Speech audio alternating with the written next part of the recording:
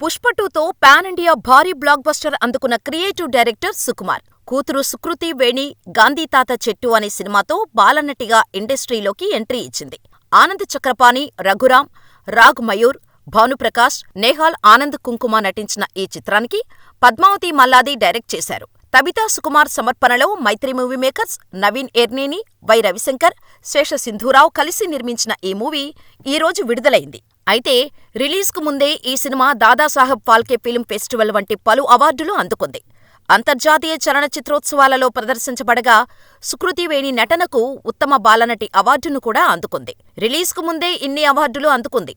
Super star Mahesh Babu సైతం ప్రశంసలు కురిపించిన ఈ సినిమా ఎలా ఉంది? ఆడియన్స్ని ఆకట్టుకోవడంలో సక్సెస్ అయిందా అనేది రివ్యూలో తెలుసుకుందాం. కథ విషయానికి వస్తే రామచంద్రయ్యది నిజామాబాద్ జిల్లాలోని అడ్లూరు. ఆయన గాంధేయవాది. తన తండ్రి నేర్పిన గాంధీ తత్వాన్ని నమ్ముతూ బతుకుతుంటాడు. తనకు 10 ఎకరాల పొలం ఉంటుంది. అందులో వేప చెట్టు నాటుతాడు. మహాత్మాగాంధీ మీద అభిమానంతో మనవరాలికి గాంధీ అని పేరు పెడతాడు. అంతగా ఆ వేప చెట్టును ప్రాణంలో చూసుకుంటాడు. ఆయన మనవరాలు గాంధీ అదే ఊళ్ళో ఉన్న స్కూల్లో చదువుకుంటోంది. అంతా సాఫీగా సాగుతున్న సమయంలో ఆ ఊళ్ళో ఉన్న చెరుకు ఫ్యాక్టరీ మూతపడుతుంది. దాంతో ఓ బిజినెస్ మ్యాన్ ఆ ఊరికి వచ్చి రైతుల దగ్గర పొలాలు కొనేస్తాడు.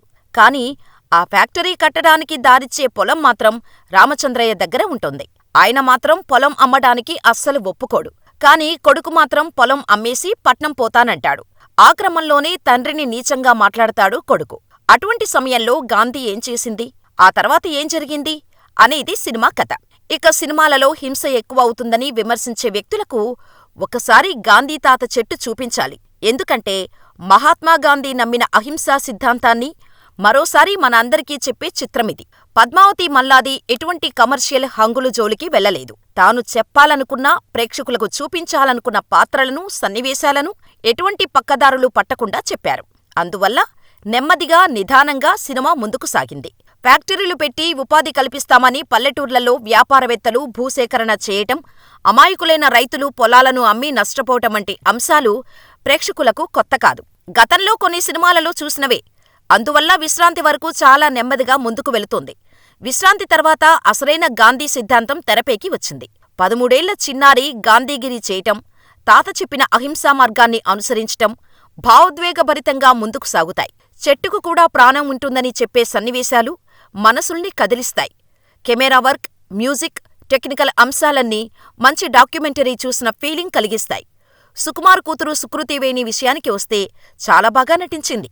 కథ అంతా తన చుట్టూనే తిరుగుతుంది. ఫస్టాఫ్ ఎంత చిన్నపిల్లగా, చిలిపిగా, అమాయకంగా కనిపించిందో సెకండాఫ్లో అంత మెచ్యూర్డ్గా నటించింది. ఖచ్చితంగా ఈమె నటనను ప్రశంసించి తీరాల్సిందే. ఇక తాత పాత్రలో ఆనంద చక్రపాణి కూడా చాలా బాగా నటించారు. కొడుకు, కోడలు పాత్రలు కూడా చాలా న్యాచురల్గా ఉన్నాయి. ఇక బిజినెస్ మ్యాన్ పాత్రలో రాగమయూర్ నటన బాగుంది. మిగిలిన వాళ్లు కూడా తమ తమ పాత్రలకు న్యాయం చేశారు. టెక్నికల్గా కూడా మూవీ బాగుంది.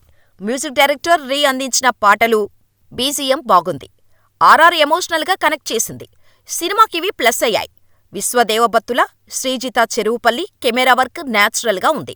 దర్శకురాలు పద్మావతి మల్లాదికిది తొలి చిత్రమైనా చాలా బాగా చేసింది. అయితే దీన్ని ఆర్ట్ ఫిలిం జోనర్లో తీయటంతో థియేటర్ పరమైన లోటు కనిపిస్తోంది. కాకపోతే ఆమె గాంధీ తత్వాన్ని ఇందులో మేళవించిన తీరు బాగుంది.